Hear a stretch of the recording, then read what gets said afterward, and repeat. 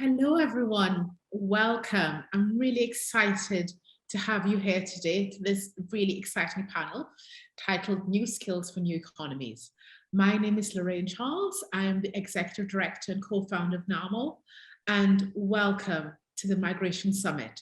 The Migration Summit 2022, organized by MIT Refugee Action Hub, NAMO, Karam Foundation, Paper Airplanes, and the MIT Abdul Latif Jameel World Education Lab, is a month-long convening designed to build bridges between diverse communities of displaced learners, universities, companies, non-profits and NGOs, social enterprises, foundations, philanthropists, researchers, policymakers, employers, and governments around key challenges and opportunities for refugee and migrant communities. This year, we're exploring the theme of education and workforce development and displacement through virtual events hosted by participating partners around the world. Today, I'm really excited to actually introduce friends of mine, people I've worked with. So I'm I'm more than excited to share with you this panel. So today we're talking about digitalization and the skills required for the new economy. Digitalization, as we know, has generated new ways of work. If we just look at the global demand for online freelancing, this has been growing by 11% annually within the last 5 years. 80% of employers plan to rapidly digitalize working processes and will potentially move 44% of their workforce to operate remotely. This has presented opportunities for refugees.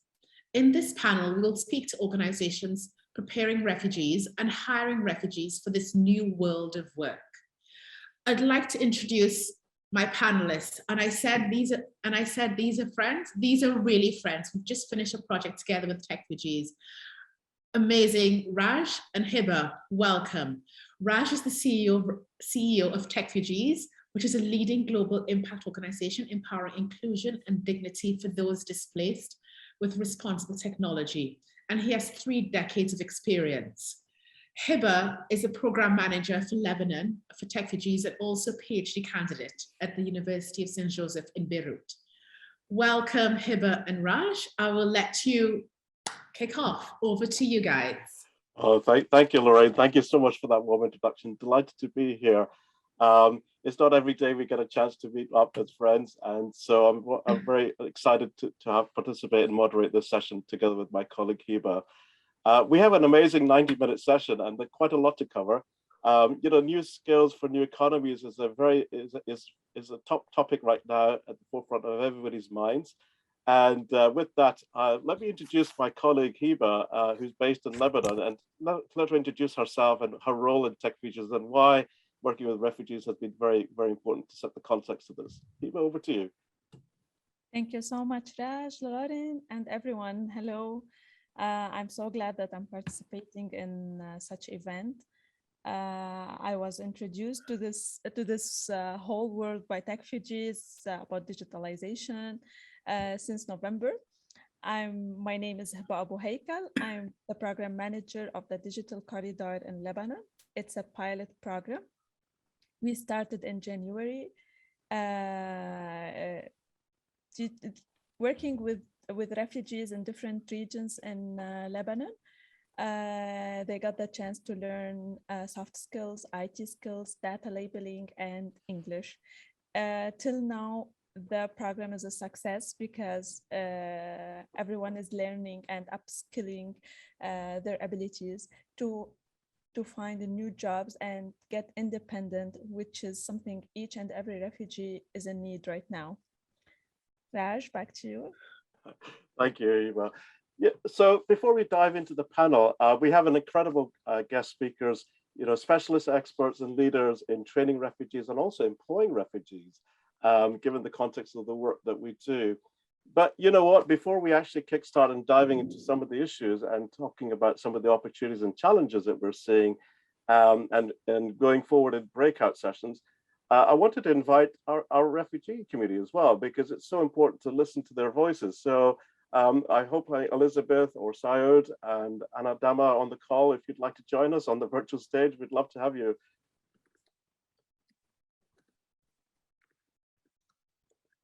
Great, thanks. What I suggest is maybe I can start off by this session on the refugees obviously, one of the key topics around digitalization and new skills, there's a famous saying called knowledge is power, power is freedom, and freedom is a human right.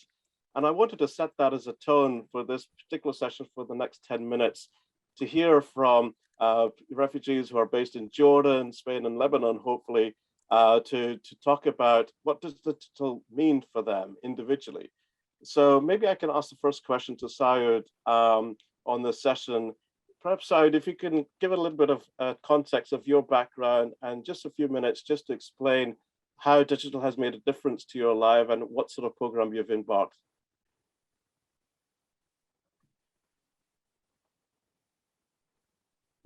Is Souad available? Okay, perhaps we can, is Elizabeth or any of the other refugees available on the call, like Anandamaya? I'm here. Elizabeth? Excellent. Thank you.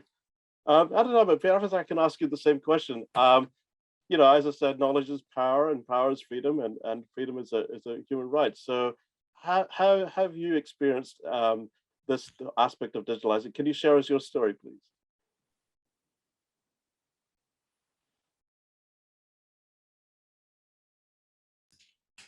Sorry, is it me? Yeah, please go ahead. Okay. Yeah, sorry for that. Thank yeah. you. Hi, my name is Anandamaya. I come from Venezuela. I came here to Spain as an asylum seeker, and I really like that sentence that you were saying. I don't quite remember the order, but I really like it. And when I came here, I was really not expecting to be able to study. I just came here looking for a better future, for better opportunities, and for better quality of life. And I found the organization that I graduated from, Migracle, and I was able to study here and to grow myself into a programmer. And I'm actually working. This actually changed my life in many ways. I have a good job. I am able to help my family. I'm bringing part of my family from Venezuela to here. And this is only possible because of these kinds of opportunities, because I didn't think it was possible to study, because that's like the idea you have. It's impossible. I don't have money, don't have anything, so I cannot afford to study. And it turns out that I actually could, and it's been really amazing. And I always like to say that after you receive, you always like to give in some ways, and it's a very beautiful change. Not change, chain of events that I think it's really needed at this moment. Awesome, thank you, Anandamaya. Hiba, from your context, you obviously work with refugees. Would you like to invite the other refugees on the call? Yes, I need to check first who's online. So would Elizabeth? Yes. Elizabeth? Yes. Will you please share your experience with us? How was this changing for your life working into this environment? Okay. Thank you very much, Eva. My name is Elizabeth N. Davis. I'm from Liberia. I got into Jordan, and then life already had. My only life also seen was braiding head around, like braiding head and helping people in the houses. But through they have some friends, and then I was able to connect with Chams, an NGO called Chams, where I was able to learn programming and backend, and I was treated very nice and fairly, although I'm here without any refugee status, but I've been refugee before, but they took me and gave me the support that I needed, even without a refugee status. And through that, after learning, I was able to learn like software development, like back end and front end. And then I was able to also create an e-commerce business for myself, where I created my own job for myself. And then I was able to at least employ one person. And through that, I managed to get my son, because I'm a single mother, I managed to get my son into university, and I'm able to keep roof over our head, put food on our table and also help my siblings back home. And also I'm now trying on helping other single mothers or less privileged people like myself. How can they work with their hands, no matter your condition, but you can work with your hands and make and change your life. If I can do it, you can also do it. You can also do it too. I have a parable say, tell me, I forget, teach me, I remember, evolve me, and I learn. The difference is bad, but not just this, not being the same doesn't matter. You have to do something. If somebody helping you, you also have to help yourself. So choose Chams.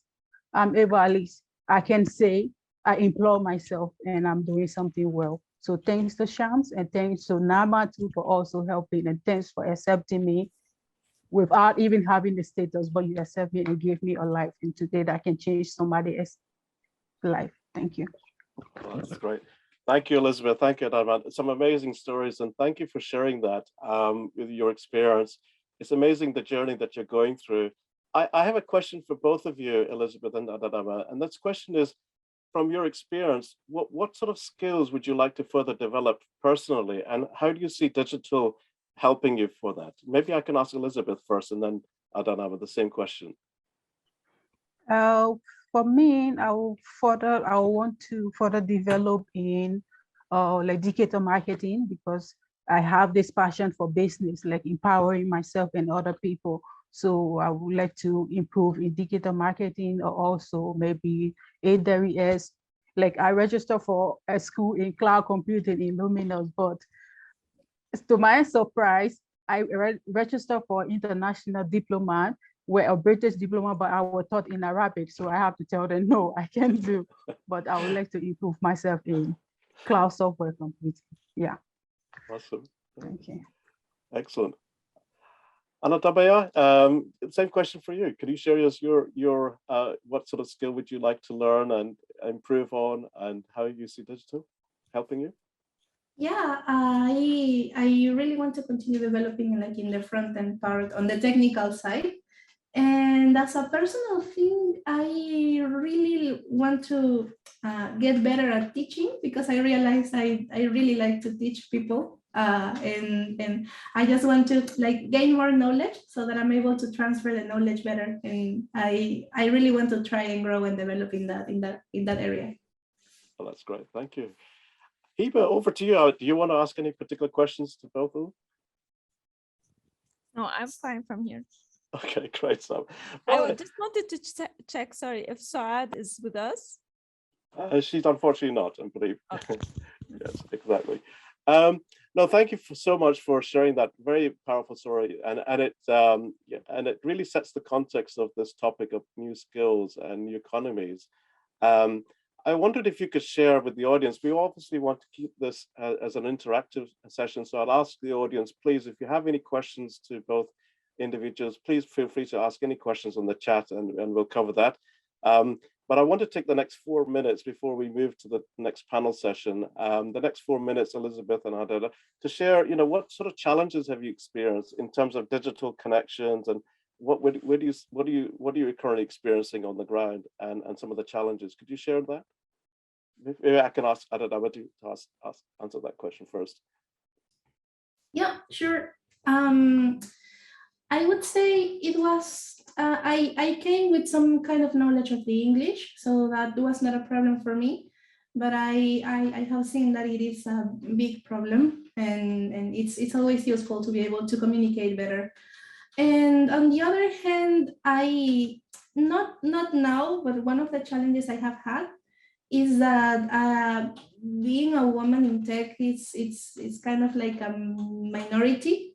So you always feel this kind of pressure, like in your shoulders, that you need to give more, just because of the fact that you are a woman.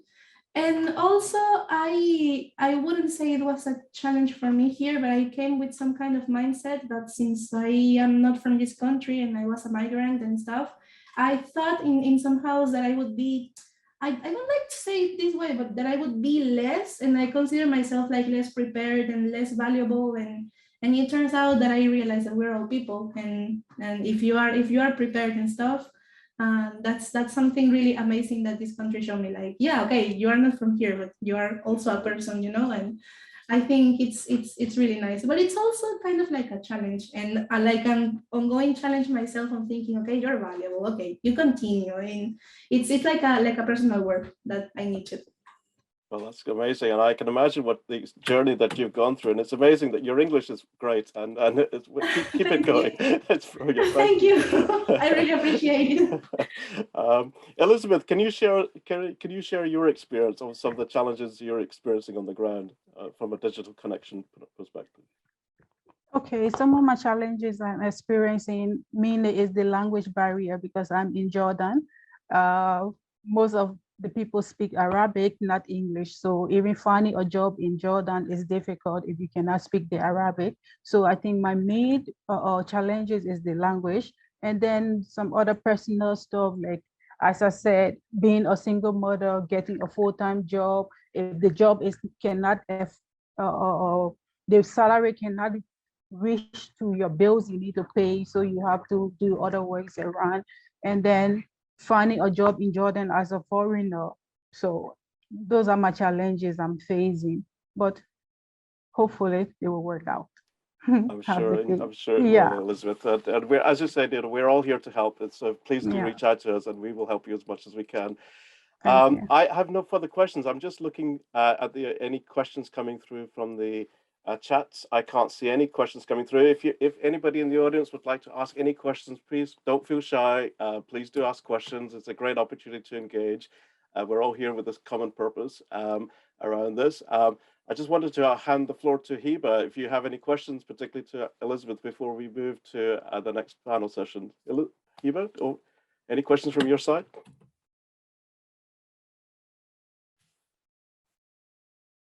I guess not. So with that, I want to personally thank Elizabeth and Anandamaya for this first session. And thank you so much for sharing your experience, your journey. This is really helpful to set the context of the panel session going forward. I know how challenging some of the experiences I've gone through it myself, and I can understand the issues that you're going through. But it really sets the tone of the conversations going forward. Do stay with us. We've got an amazing session coming forward in terms of the experts coming forward. So I want to personally thank you both for joining us today. Thank you, Elizabeth, and a virtual hand of applause to everybody. Thank you. Thank you. Thank you. Excellent. So we've literally coming now to the session, the second part of the 90-minute session, which is really to bring together our expert panels. So I'd like to invite our panel guests from different organizations. We've got quite a diverse number of individuals dialing in from as far away from Malaysia through to Turkey, Lebanon, and many other countries as well. First of all, Ramadan Kareem for all those who are celebrating Ramadan right now. So I understand the challenges of fasting and joining us on this panel session. So it would be great if you could join us on this stage right now. So for the next couple of minutes, what I'd like to do before we actually dive into the questions, which should take about half an hour, I'd like to spend at least the next couple of minutes really for each of the individuals to introduce themselves on the panel.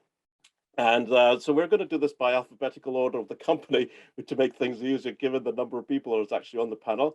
So I'd like to invite Laura from CONCAT in Lebanon first on the stage to basically introduce yourself, Laura, explain who you are and what you do at CONCAT and why this topic is so important for you. Laura, over to you. You've got 2 minutes. Hello, yes, my name is Laura and I'm the founder of CONCAT. CONCAT is the first refugee-led and female developer web development agency. So we're registered in the UK, but our team HQ is in Beirut. We basically are trying to create a more equal tech sector, one that is based on talent, irrespective of nationality, gender, religion, and location. We're focusing specifically on hiring marginalized developers in the Middle East. Mostly now, the majority of our team are in Lebanon, and we connect them to clients outside of Lebanon. We started focusing on Europe, but we now got clients from 10 different countries, which is very exciting. So what happens is the clients get in touch with us. Most of them, they're from a variety of industries, some startups, some corporates, and some individuals. They come to us looking for a website, and we basically bring it in-house with our project managers and our developers. They develop it and then launch it for the client. And I kind of oversee all the operations of that. Working cross-country obviously comes with its challenges, which maybe we can dive into later on. But there's about 10 of us. We started only January last year, so we're quite new. And I'm based, with the team in Lebanon, but I go backwards and forwards a little bit between the UK and here. Awesome, Laura, that's great. I was going to ask my colleague, Hiba, who's in Lebanon, to introduce the next guest, but as you could probably imagine, getting internet connections in Lebanon right now is quite a challenge. And so I know Laura's in Lebanon right now, we've experienced that. So unfortunately, she's not available right now. So I'm going to introduce the next guest, if I may. And so we have an incredible company here called Chams. Sofiane, if I could have you on the stage, please. Again, 2 minutes to introduce yourself, what you do, a little bit about your company, and why this topic is so important for you. Over to you, Sofiane. Well, thank you for the invitation, and thank you to be here for this fantastic audience. Well, I'm a former, by the way, tech entrepreneur. I just came recently, 4 years ago, to the social and refugee audience, and I discovered rapidly that as a mindset that there is talents everywhere, and I created a first coding school in Jordan in 2019 in order to bet and to demonstrate that there is real good coders or good programming person, I mean, that could be hired ultimately by the end of a bootcamp. And then we made 4 cohorts, approximately more or less than 100 people. And yeah, I mean, it's a really impressive journey for us, because we learned a lot. Ultimately, we learned how we can improve our training, and not the traditional training that you can have in a boot camp in Europe or in US, and probably including, thanks to Lorraine organization, a lot of soft skills, and now we are combining these soft skills and hard skills together to deliver the right experience for our student. It's also a mixture between refugees and local vulnerable population, and we know that more than 2 million coders are missing to the global market today. It's Accenture that recently published this number, and there is a real opportunity for refugees to integrate this kind of high-level jobs, not only the traditional data collection that we can use for them. And I think it's really the beginning. It's something that is in progress, and we hope that private company will bet on these talents, because this is the next thing. And with the COVID and the remote, I think the remote now job is democratizing more and more. It enforced probably the opportunity for the refugee to work as a freelancer, but also to work in a private company remotely. And we have some students in Zaatari camp, for example, that are now working for fintech in San Francisco, which was 4 years ago, no one believed in the model. Awesome, Sophia. Thank you so much for sharing that. You're absolutely right. I think what you've just described just highlights the precipice of a new direction, the way the world has changed because of the pandemic in terms of hiring new talent from people who are displaced. So thank you for sharing that. I think that I would love to introduce now to an amazing organization, Open Cultural Center. If I can have Vincent on the stage, please. Vincent, introduce yourself, please. Sure. Thanks a lot. Thanks a lot for the invitation to this panel. I hope my connection is all right. I'm in Poland and it's not perfect right now, but normally I'm in Barcelona, where we work indeed as Open Cultural Center. I'm the coordinator of, well, Spain, Catalonia. And basically we are active in Barcelona, in some other parts of Catalonia, and then we also work in Greece. Obviously a bit of a different context in Greece. But in Barcelona and in Greece, we basically do the same kind of activities, so a lot focused on education. And that goes on language classes and this kind of education, but also more related to this panel, digital education to people, all sorts of people with a migration background. So that we don't really differentiate specifically between refugees or migrants or asylum seekers or whatever legal status there may be. Rather look at the individual situation of each person. Obviously in Greece, where we work next to a refugee camp, they are automatically refugees, but yeah, it's quite open. And in terms of digital education in Barcelona, we have a big program which is called MigraCode, which is basically offering different different technical courses, including our biggest course, a web development course for migrants, which is a free course and is mainly made possible by volunteers from the tech sector. So I don't know who knows Barcelona a little bit, but it's one of the biggest tech hubs out there.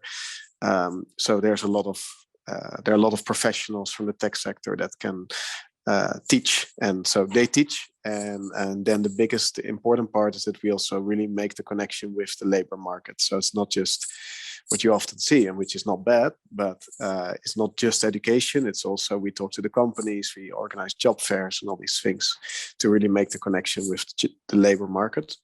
And Ananda is a great example of that it can work really well. Ananda, coming from Venezuela, she joined during the pandemic, and I don't know who's aware of the situation in Barcelona when the pandemic started, but it was one of the heaviest lockdowns out there. So we just started her course, basically. We switched fully online to teach web development. We never taught online. We barely started with the program, but we somehow managed. And and it works really well. So people like Ananda, we try to help them find jobs. Some people have some experience before, like Ananda, but we also have people who have basically no experience of coding for sure. We do ask a bit of basic literacy knowledge of computers. And then we help to find these connections. So Ananda finding a job at Free Now, and we have other students who found a wide range of jobs. So yeah, that's what we do. Well, we do a lot more, but in terms of technical education in Greece, we give computer workshops. So that's more basics because people are on the move. So we cannot offer an 8-month coding course because they will be gone before finishing. But yeah, that's a bit what we do, and I think how we ended up here, and yeah, what we try to contribute. Yeah. That's awesome, Vincent. I always admire the work that you do, and thank you for joining us today. I know how busy you are on the ground with things. We're now moving over to Malaysia, and I'm so honored to, given the fact that we're celebrating Ramadan. So Ramadan Kareem, Taufeeq. I wonder if you can join us, and please introduce yourself, Taufeeq, and explain a little bit more about what you do at RNC, please. Thank you. Thanks a lot. First of all, let me give you a warm thanks from Malaysia, from RNC Malaysia, for giving us this opportunity to share with you and also to share our experience in RNC, what we have been doing since we started in 2018. Actually, it's a kind of joint venture. We joined with Same Sky, the international organization, NGO. And then we came up with the project of RNC to be an organization led by the refugee by themselves, because we think that only refugee, when they take responsibility and also involved in taking care of their problems, then they only can lift up.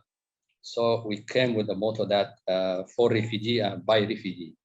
So whatever we do activities and whatever we do kind of training, just we try our best to do it by refugees, because we believe that refugees, they do have a talent, and they do have many people that will expert. Just is a kind of accident, war, or anything that's cannot avoidable, they change their status from a professional to a refugee.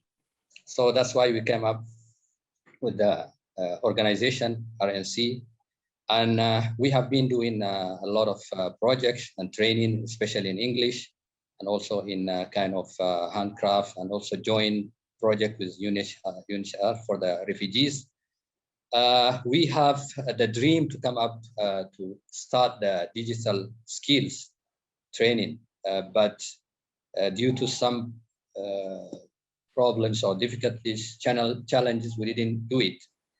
Finally, thanks to the pandemic, COVID-19, we managed to start up the training, and we managed to even to set up all the program by doing giving the course training, the first training for about 30 students participant, and we have finished 6 weeks. Now we are in the last 2 weeks doing the final project. This is to equip the participant only not to get the chances of being freelancer or work remotely, but also they have their opportunity to do their own business. So for this, the final project, we give a kind of draft proposal for business proposal. Anyone, all of them, they have to build up their own online platform, like in social media, in Facebook business page, and also in LinkedIn page. By doing that, to be ready for the next module, which is going to be start soon, then what they learn, they practice, and they be ready, and they know what they can do. By doing that, hopefully that we can achieve some progress and also some successful story, hopefully by this coming 2 months. And also, we would like to collaborate with other organizations, those who are in global. Not only we limit ourselves to Malaysia or regional in Asia, but also for those who are in Middle East, they have successful story. For those who are in Europe, we believe that by collaboration and sharing, and also creating a unified platform to allow us even to share the resources. I think with that, again, I thank you and I conclude. Salam alaikum. Walaikum salam. Thank you so much, and shukran. It's amazing what you've just described. The last words about collaboration is so key as we, given the issues of the human displacement around the world, and the untapped opportunity, right, of people who are taking time and commitment to enhance their skills and participate in the digital economy. So all credit to RNC Malaysia for being part of the coalition to help. I'm going to draw in my last guest on the panel, an amazing organization who Refugee has actually been working very closely with. It's an organization called Spark in Lebanon. So if I can ask Jeltsje to join the stage and just introduce yourself, Jeltsje, and tell us a bit more about what you do and how this topic resonates with you. Thank you very much, Raj, and very happy to be here. And well, as Lorraine also started, happy to be part of this discussion. Also, that we are having quite close links with refugees and in follow-up of some of the ongoing conversations, because I think, well, as already shown by all the previous speakers, this is a topic that's very relevant globally. And I think because of what happened during COVID, a lot of sort of the movements and trends that we were already seeing accelerated very fast. So very happy to be part of this discussion. Very briefly, my name is Jeltsje. I'm one of the regional program managers in Spark in the Middle East. I was based in Lebanon, but I recently tried to move to Turkey. So I'm currently in Istanbul, still in a moving process. Spark is a Dutch NGO. Our headquarters are in Amsterdam, but we work globally. We have the main areas that we focus on are the Middle East and Sub-Saharan Africa.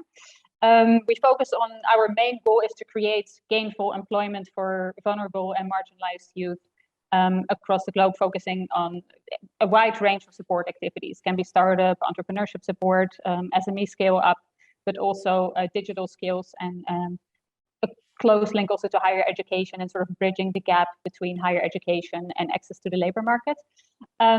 As such, we focus on 3 main pillars: access to employment, higher education, and capacity building of local partners that we see as potential actors and drivers of some of these programs and implementing these changes.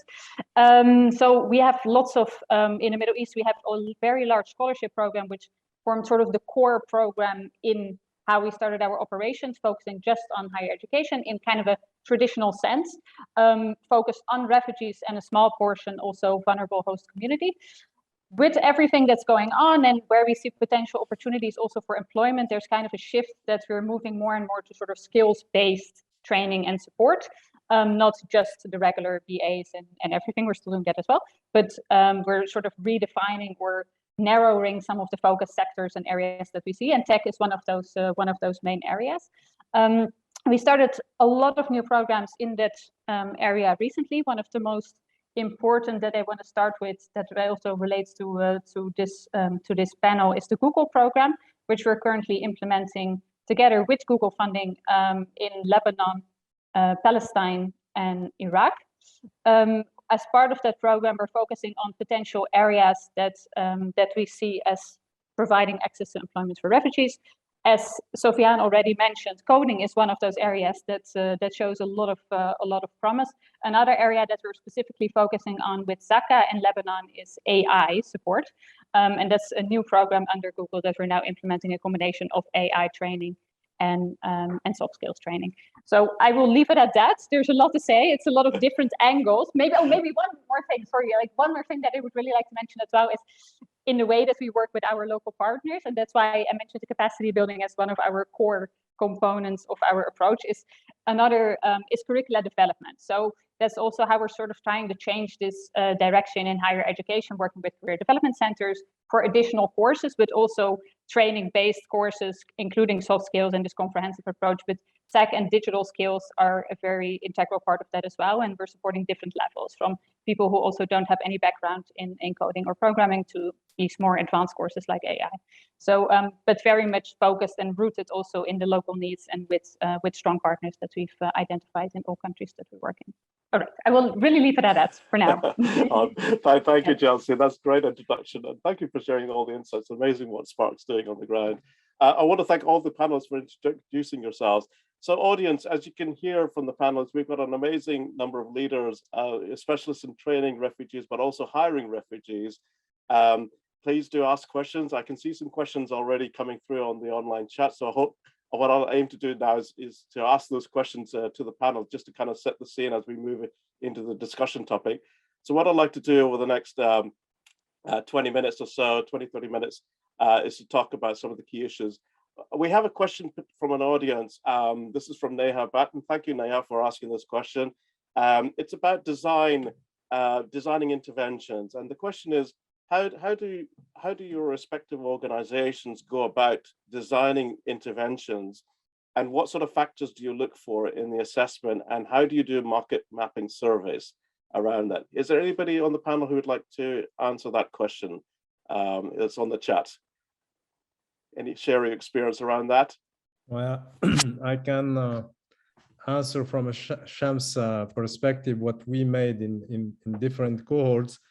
Well, what we are searching in the designing is really the core mechanism that we found and that is now part of the industry of the coding, which is finding the right content from traditional European or US school that deliver bootcamp for a traditional audience, and then adapt it with some cultural aspect and some soft skills with partners like Lamal. That the idea is to design 80% of the design is really a traditional design that you will find in the traditional school in Europe or in US. 20% is the level that we have to add in terms of how we can onboard from a psycho-emotional point of view refugees or local population as part of it, because we observed that the dropout rate is approximately the same with in Europe or in nearby refugee camp. The idea is in the design we have to add this taking consideration about the cultural aspect, and we have to adapt the soft skills in order to motivate and onboard in a professional and in a proper way the refugee. The question about market survey, I usually don't make any market survey. I generally go through the appreciation of what we found as data on the internet. And as I mentioned in the beginning, we know that there is 2 million people, 2 million coders missing on the market. And even more, I mean, I saw even a last data study about it, then the market is here. The company are really seeking for good back-end, front-end, whatever, full stack or whatever kind of developer. And when you have these massive numbers of markets, you don't need any more mapping survey, because with the pandemic, we know now that people can really work professionally with the remote team, having the right communication skills to work with them, become part of the peer learning approach that they can have in the company. And then I think you don't need at this moment, I mean, from our perspective and in the coding market, there is a huge opportunity here. Awesome, Sofiane. Thank you for sharing that. Vincent, I see you have a hand up. Would you like to share your insight? Sure. Yeah, I just wanted to jump into what Sofiane said about the psychosocial aspect, because if you need to talk about design of any kind of educational program for people who are coming from this situation, indeed, like we specifically focused on that, and it was not planned, but we just found out really quickly it was needed. So we started working with psychologists, for instance, volunteer psychologists, to offer this kind of extra support to, on the one hand, just offer that support, but at the same time to actually allow people to stay in the course, because obviously if you face a lot of psychosocial challenges, whether it's ranging from trauma to being in a new society and being not really adjusted to that yet, you can use some guidance, some psychological guidance. So I really want to emphasize this aspect. I don't think you can offer education as you will be giving education to, let's say, a privileged person as me, who's just following, let's say, the normal path. That's a big difference. So this psychosocial aspect indeed is extremely important, and it's really hard to implement it because you cannot just have psychologists there. And this is why we are, let's say, forced to work with volunteers. We don't have financial resources as a small NGO to just have 5 psychologists around. Ideally we would have, but yeah, with volunteers it works as well. But yeah, to make it realistic, to have people, for in our case, do an 8-month course with all the other stuff going on in their lives. Yeah, it's a highly important aspect to take in mind. And I would say if this 80%, 20%, maybe even for us almost 50-50 in terms of like how much you need to focus on that part and keep that specific context in mind. Absolutely, Vincent. That resonates with me in terms of the psychological support requirements. Jeltsje, you have a particular viewpoint on this topic as well. So yeah, please share us your thoughts.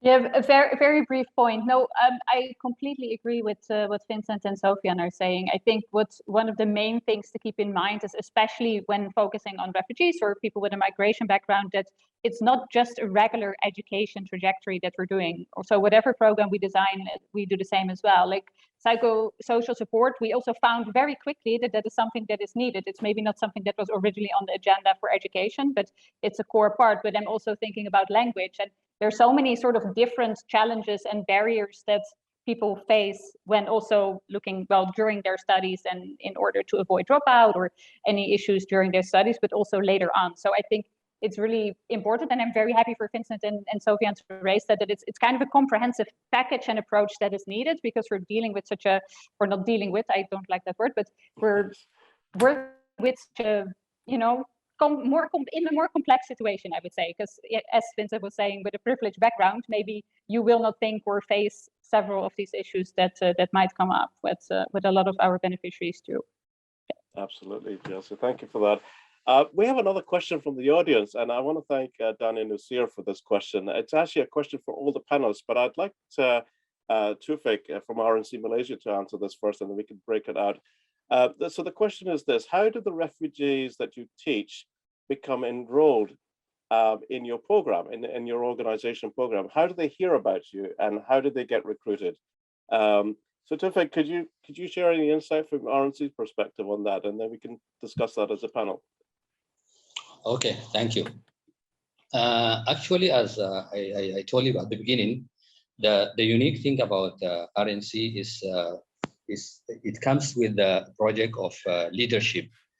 It started for 6 months that selected choose or managed to choose about from different countries, refugee representative, to participate in that leadership program, and that after that they develop or grow to another stage, is just to form kind of refugee center that for refugee to be there as a platform. Then they can exchange their ideas, exchange their knowledge, and also we believe that we're having some background noise. Yep, thank you. So yeah, we believe that the refugee, they do have experience and they do have a talent.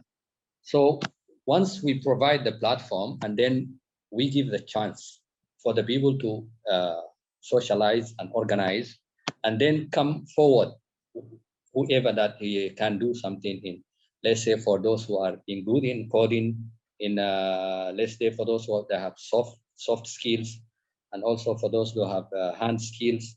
So by this, we manage to have different different areas to touch. One of them that now what we are doing is digital skills. In this one also, we still now giving chance to others refugee, because we have refugees who are well educated. They are graduate, even university graduate. They have a master in software engineering. Some of them they have a doctor. They are specialists. They have been a doctor for almost 10 years as a specialist, and some of them they have technical background. So by giving the chance to gather all this, and then we customize a kind of program training, and then also we look for those who are in needs, because we have a big community from different background, from different countries, from Somalia, from Yemen, from Myanmar, from Pakistan. So then they will be allocated different programs, and also giving the chance for refugee. We have refugees now, they are teaching in English because they have a good language, so they can teach for those, for the elderly, for those the children, for also teaching English to the community, the hosting community, to Malaysian schools. We have a different package of kind of training and also services we provide in RNC. Thank you, Taufeeq. Really interesting. I wanted to ask any of the other training organizations on the panel the same question, if there's any uniqueness around how you teach and getting refugees enrolled in the programs, and how do they hear about you, and how recruited. Oh, can we? I'm sorry for the background noise. Can I ask any of the other panelists would like to answer any the question around how do refugees hear about your program and how they're recruited it? And well, I can speak about Chams. I mean, we have two channels. The first channel is we made generally what we call info session in the refugee camp, which means presenting the program, and we made several info sessions for the camp like Zatari, for example. There is more than 90,000 people. Then you have to make several info sessions to present the program. And then people, the refugee can connect to a Google Doc and register. And the second channel, which is really a huge, let's say, channel in terms of aggregation of data and refugees also, is Facebook. As you probably know, in the Middle East, Facebook is quite really important in terms of interaction. I'm not saying it's good or bad, just saying that it's very well intensively used.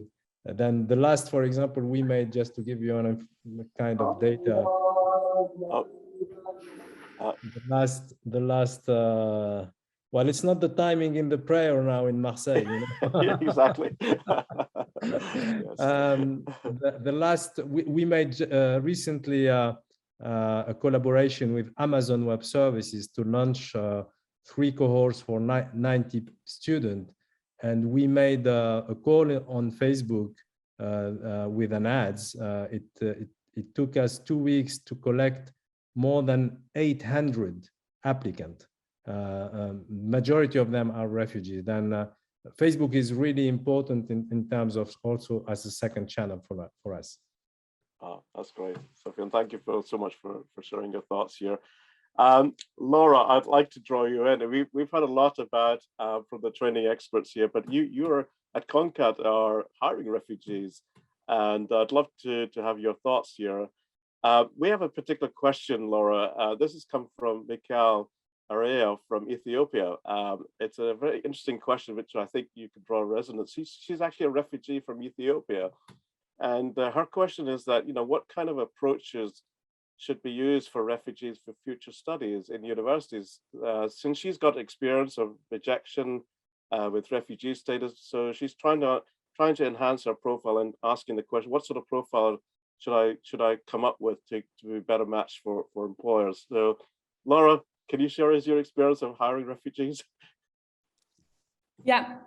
So for me, the biggest thing is communication, always. My one kind of rule at CONCAT is communication is going to be the key to our success.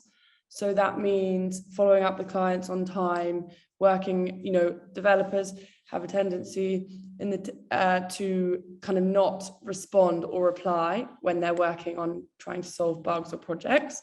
And I always try to say to my team, over communicate with the team and with the clients. And I think learning how to communicate and how to sell yourself is such an important skill. And the way that you can talk about yourself, and whether you don't have a lot of opportunity or experience beforehand, it's about adjusting to what you do have to the job that you're applying for. So whether you're writing a cover letter or a CV, you can adjust your experience, even if it's a completely irrelevant field. You can find a way to adjust the skills that you do have and the experience to the job you're applying. And I think that is really important. People aren't looking for experience. For me, I don't look for the experience. I look for the communication levels, the kind of appetite to learn and to develop, and also the willingness to just get the job done. And if you don't know how to do it, how to be autonomous, or how are you going to go out there and find the answer yourself? And that's a big thing that I try to always look at in the hiring process at CONCAT. That's great, Laura. That's a great response. Laura, I want to ask this question, but it's a general question for all the panelists, actually. But I think it's context of what you've just said. It's a great question, actually, from Barry. And thank you, Barry, for asking this super question. It's about digital work that tends to fall now in the gig economy, as we all know, right? So there's a lot of flags around protection issues and fair wages. So the question is, what sort of systems, what sort of interventions, safeguarding are kind of put into place to ensure that these links are safe and there's access to decent work with digital skills? So Laura, could you share any insights of some of the sort of processes you've enabled within CONCAT and around that? Yeah, so we're registered in the UK, so we go through all of the legal kind of finance stuff goes through the UK. But in Lebanon, there is a kind of reputation of lack of transparency within businesses sometimes. And this is something that I have kind of worked with from day one, to be super transparent in everything we do. So all of my team, the point of CONCAT is all of my team get paid in fresh dollars wherever they are. And we're super transparent about salaries and kind of processes internally of how people are paid. Fair wages is a huge thing because of the inflation in Lebanon with the local currency compared to the dollar. Protection issues is definitely something that organizations need to be more aware of. For us, the clients speak directly to the developers themselves.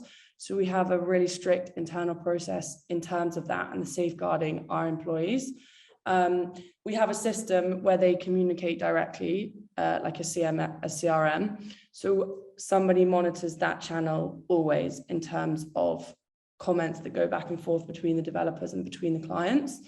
And we have strict kind of legal contracts for all of our clients that kind of just protect the vulnerability of some of our employees. And I think that that is a big thing, that when employing refugees and working within this space, we do have to be really aware of. And it's like an ongoing, evolving process, right? So when we first started, we didn't necessarily have all of the systems in place, but it's kind of just trying to be aware of these things as you grow and as you scale, and making sure that you do put those things in place to protect. I mean, for me, it's my employees that I want to protect. But I think definitely it's a big thing, and it's something that, as I said, you really just have to be aware of as you grow, and also cross countries. It's so different, labor laws within each country, and it's really being aware of that as you scale and grow. Oh, thank you, Laura. That's great response. I wanted to bring in the other panelists here, because I know from a training perspective, and as you're engaging with other refugees and matching them to particular employers, I wanted to ask the question generally to all the panel members here around the safeguarding aspects and what sort of protection systems are enabled within your own organizations around this. Could you share, anybody would like to share their thoughts around this? I can start with this one. Yes, so I mean, I think Laura already touched upon some of the structures that I think generally should be there in any of those programs. So what we do in Spark as well is we have very clear, of course, protection guidelines and policies internally. All the staff working on these programs are trained on that, and on the side, there is a complaint reporting mechanism for all the beneficiaries, which we train both our staff and our partners on. We also work with for now at least, we work with a very clear database also of companies where we place our interns, for example, or where we do the job placements. So we also have a direct follow-up then with the beneficiaries, but also on the company side. So we have quite a short line where we can sort of see what's going on. And of course, in order to get onto the database, there's a selection process as well, and fair wages and protection. All of those issues are of course included in that. Yeah.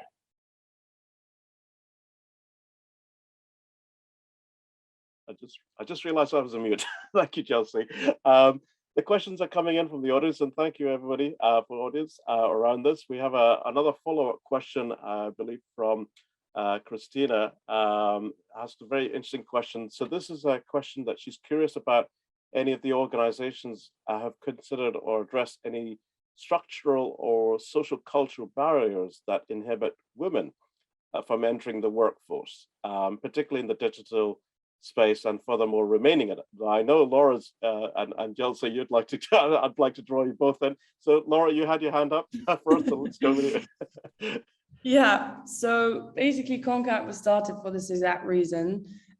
Basically the women that were graduating the program of the NGO that I was running previously couldn't get access to employment because either they wore hijab and they were then told that they wouldn't fit in culturally, sometimes indirectly or directly. And then they were also expected to be in an office from 9 till 5, right? This is before COVID. And for a lot of women, that's just not like feasible. So the whole concept of CONCAT came from the feedback of the women from the NGO I worked before, saying, you know, we can't be working this 9 to 5 schedule. We can't travel like 2 hours to an office back and forth. I have family members, you know, there's a lot of cultural and society responsibilities as a woman, particularly in the Middle East. And we kind of exist because of that. And we actually are sort of the opposite end of that. Everybody works from home. If they can't work from home, then we find a local office for them to work in. Everybody works on their own hours flexibly. And I think it's really about that, but it's also really about just raising awareness about that. And I think that conversation is definitely happening. I think it definitely needs to be discussed more, especially in tech at that kind of higher level. But also as you're starting, it's really about like speaking about your challenges. And I really feel that it's important when you're applying for jobs to say, you know, I can't go to the office. What's going to happen about that? It's up to us to challenge existing organizations on those norms. Like it shouldn't be an issue if you can't go to the office from 9 to 5. It shouldn't be an issue that you wear a hijab. Like all of these things come from mentioning it and call organizations out on it. It's my new favorite hobby. Like if they say to you, no, you have to be in the office, like say no. Excellent, Laura, thank you. Jeltsje, you wanted to add to that? Yes, yeah, I wanted to add to that as well. Yeah, no, I think addressing, yes, to answer your question, we are addressing this, of course, in our program. And I think, well, I mean, not I think, but I think it's also important to maintain sort of this gender balance that we have for target groups, etc. However, I think it's also important to be critical there and to see that just the gender balance is not enough, because I think a lot of organizations are saying we focus for 50% women and halas, that's it. However, as Laura is also pointing out, there's lots of challenges why maybe, you know, that percentage is not being met because there's an underlying reason why eventually women are not hired, or it's more difficult for them to enter certain sectors. And in tech, there's sort of a background that it's kind of already less open for women, or it's less on the agenda for women. So I think that extra focus is needed. So yes, we are definitely addressing that, but I think in terms to actually reach structural change, a lot more is needed in terms of awareness raising, but also conflict or gender sensitivity on other levels, not just NGOs saying or donors saying we'll target women, but then also really program for those certain aspects. And yeah, maybe also just call people out and push on certain topics and say, hey, this is how we want to work.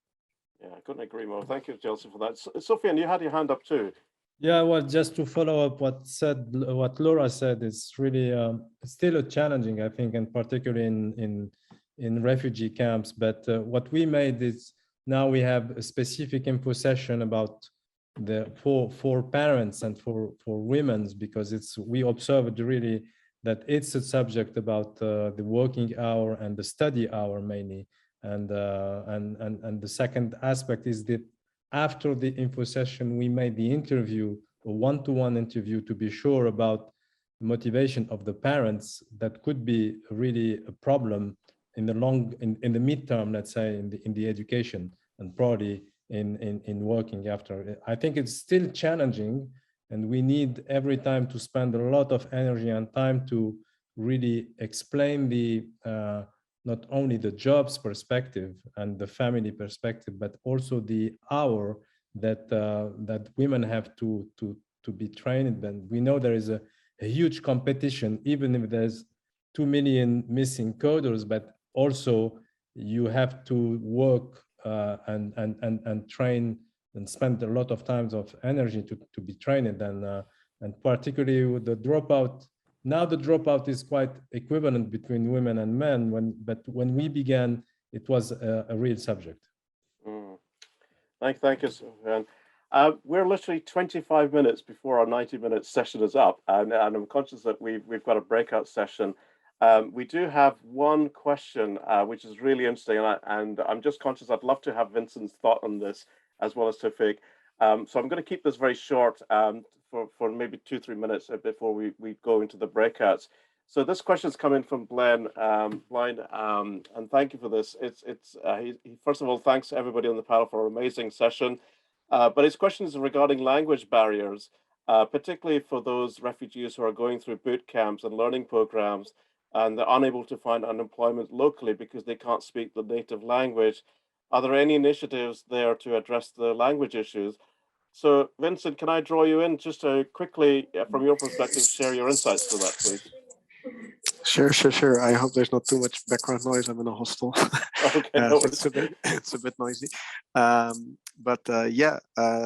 So it's definitely an issue, and I don't know how familiar people are with Catalonia, specifically in Spain, but so in Catalonia, there are like double language barriers. So we have, for instance, a lot of people coming from Latin America who obviously speak Spanish, well, except people from Brazil and some other countries, but mainly they speak Spanish.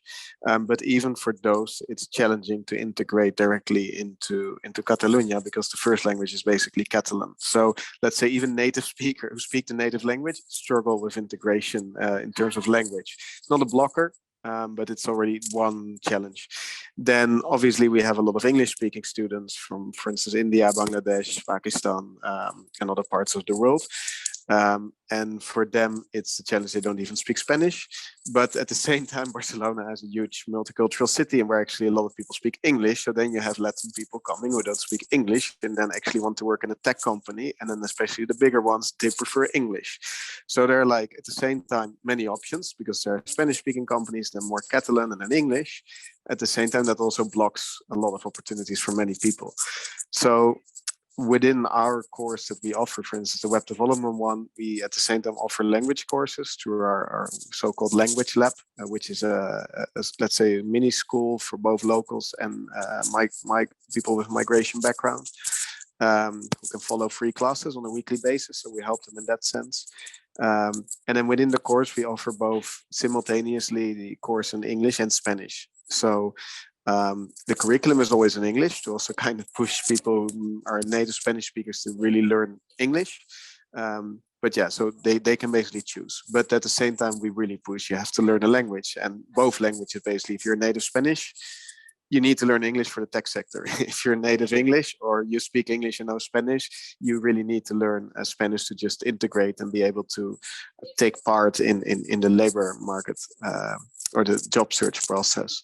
So, and then basically the last thing I would like to mention is not just language classes. So we also, like I mentioned earlier, we work a lot with volunteers who are often local or at least speak Spanish and also English. And we do a lot of, we connect a lot of mentors with students. And that also helps a lot with the language, because we may put a Spanish speaker with an English speaker, and obviously they need to kind of speak each other language. But if there's some missing, that kind of fills the gap. So yeah, it's super important, but I would say specifically in Catalonia, it's a very, very hard challenge for many people. So yeah. I can imagine that. Thank you, Vincent. I'm going to leave the final thought to Taufeeq. Taufeeq, we have 2 minutes, if you can, before we go into the breakout session. Same question to you, Taufeeq, for a final 2-minute thought. Could you share any insights from your side in Malaysia on some of the language barriers that you may be experiencing and how you're addressing that? Okay, thank you. Yeah, we do. Language is a barrier, is an international barrier. Skills that need to be. Otherwise, it's difficult for integration in the local community. That's why we believe from the beginning in RNC, we start to have the English training courses. We started, I think, 2 years ago. This was the first training or courses that we have started. Even before COVID, we do have classes to teach English and also to teach the local language, Malay. And also we come up with the kind of the concept that to have a good structure, because this language is skills you need to learn, and also you need to gain, and also you need to practice that one. So we had a kind of engagement with the local community to teach in the English and also teach the language. At the same time, we kind of do that grade up after the student, the participant, they study the language, the English, so they can go further. Also, they learn digital skills, because once they learn the language and then they learn the skills, the soft skills, and then they get kind of confidence, because refugee is kind of from our experience that some of them, they have very good background before they become refugee, they come to Malaysia. Some of them, they are very good experts, very well known in their community.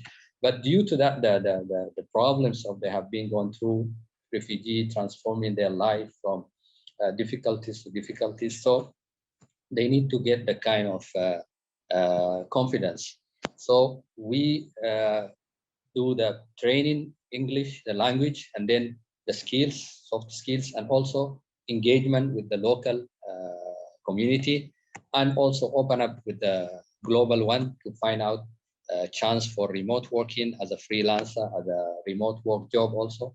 By doing that, then the language barrier will be kind of narrow down the language barriers, because we give, once we get successful refugees who did their language, improve their language, and also improve their soft skill, and they get job, they've been hired, they're working. So it's giving a confidence and also giving hope to the other refugees that, okay, let me impact and start improve my language, and also improve, break these barriers, because this is the only way that I can integrate, and also I can change my life.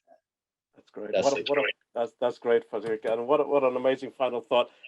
Unfortunately, we've run out of time for the panel session. This has been an incredible thought leadership session, and I've learned so much from everybody. And I want to personally thank all the panelists for joining me on this session. Some incredible questions from the audience, and thank you, audience, for asking those questions. We're now coming to the final phase of our 90-minute session. We've literally got about just a little less than 20 minutes. I can see my colleague Lorraine has very kindly put some links in the chat. I draw your attention to the human skills matrix, which is one of the things we'd like you to have a look at as an input to the breakout session. We're going to keep the breakout session for about 10 minutes, if you don't mind. And in those 10 minutes, what I'd like everybody in those breakout sessions to look at that matrix. There are some high level skills which are drawn out.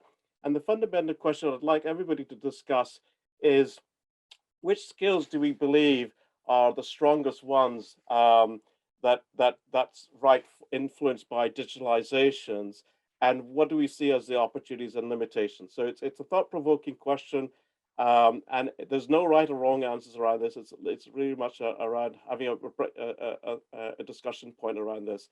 We're going to break out into several rooms. I'm hoping my colleagues Lorraine and Gillian, who can do the magic on the back office to do this. So, and perhaps I can draw Lorraine. Lorraine, can you highlight any other links you'd like to share?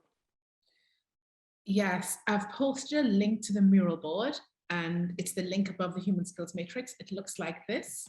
So each group is numbered 1, 2, 3. So when you go into your breakout rooms, go to the group that's numbered with your group number. And the questions are on top, you see here in yellow, and then the human skills matrix there to refer to. So yeah, off you go, Gillian. Awesome. Over to you. Thank you. Wait, I think I made that too big. So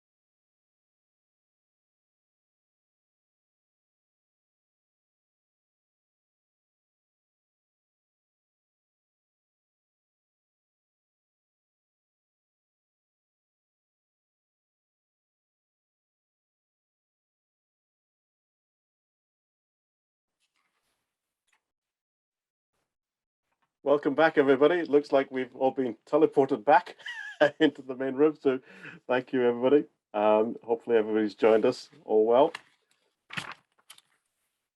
We have everybody in the quorum.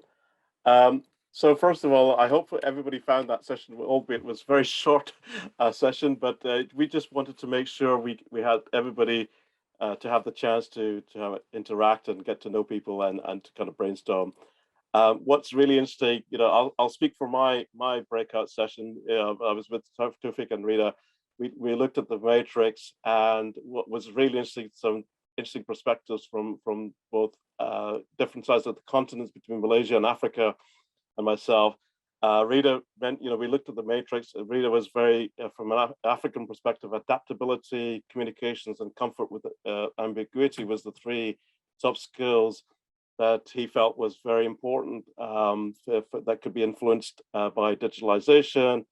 Entrepreneurship, professionalism, and strategic vision was something that Taufeeq from RNC Malaysia highlighted, but I think we all came to a consensus that two fundamental skills are communications and collaboration. As we've seen today, when we're on digital, time is of the essence. Everything is short and sharp. So there's a new style of communications, and collaboration is going to be key in terms of how we communicate and build relationships. So I wondered if anybody would like to, we've just got a few minutes before we end the session, but anybody from the other groups would like to share their insights to the forum. Please go ahead. We came to the similar conclusions with the skills.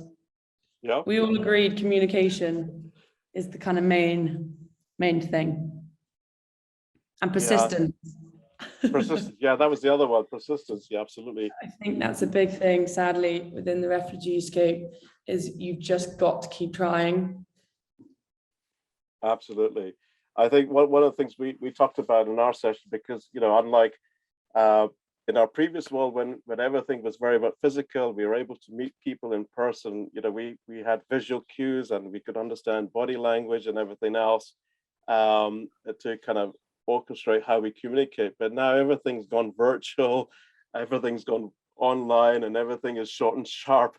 So there's a different style of communications, different challenges as well, particularly for refugees and language barriers, and how to build interpersonal relationships over the digital wire, which is quite unique. So communications is definitely key, and how to build relationships. So anybody else would like to final thoughts? We're literally about 2 minutes into the session. So anybody would like to share any thoughts? I don't know if Hiba's here. No, I think Hiba's not here. Maybe I will end and just say one thing that we found in our that we thought is networking is really important, and we sort of compare this to networking of students in top universities. At Oxbridge, they teach them that the networks are valuable and how they get ahead. But how can we then translate this to context where we teach people that their networks are almost as important as their skills? Yes. So this is one thing we really need to take, as organizations working in this space, we really need to see how can our network support the participants the talent we're training, the program participants who are part of our programs.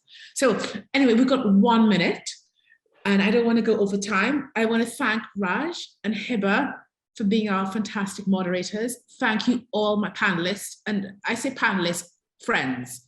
Namal is working with CONCAT, we work with Chams, we work with Refugees. This is really a panel of friends. So thank you everyone. There are a few sessions. There's another session now on gig workers and refugees hosted by Chiron. So a really similar theme. Please join us for that session next. And there's a session on the 26th on the right to work. How can we make work fair and decent for refugees given their context with limited right to work, and lots of other sessions in the next month. So thank you for being here. Really appreciate it, and see you in the next call. Bye, everyone. Thank you, everybody. Thank you, Lorraine. Thanks, everybody. Thanks a lot. Take care. Thank you.